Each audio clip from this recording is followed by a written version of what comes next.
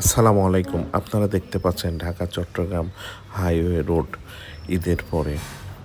এবার ঈদে সরকারি 10 দিন ছুটি হওয়ার কারণে দেখেন, যারা গ্রামে কখনো যায় নাই বা দীর্ঘদিন যায় নাই তারা সবাই গ্রামে চলে গেছে।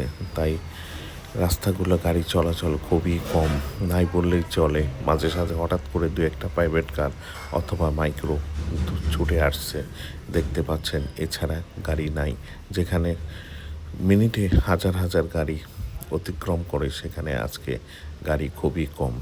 ঈদে এইবার সবাই যাচ্ছে এবং এত দিন লং টাইম ছুটি পেয়ে সবাই ঈদটা এবার গ্রামে কাটিয়ে আসবে।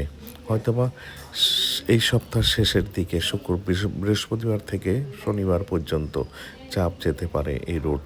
এছাড়া দেখেন দু একটা গাড়ি যাচ্ছে, হয়তোবা লোকাল কোনো গাড়ি হতে পারে। এখানকার গাড়িগুলি এতদিন ছুটি কোনো সময়ই ছিল না। কোনো ঈদ এতদিন ছুটি কখনো হয়নি। আমার এই 36 বছর চাকরি জীবনে এতদিন ছুটি কখনো পাইনি। 3 দিন ঊর্ধ্বে 4 দিন, 5 দিন এর উপরে ছুটি কখনো হয়নি। তাই এবার দীর্ঘ ছুটি কোরবানি ঈদে, এবং যাতায়াত ব্যবস্থাও ভালো। কোনো জ্যামজট ছিল না, কোনো অতিরিক্ত ভাড়াও তেমন ছিল না।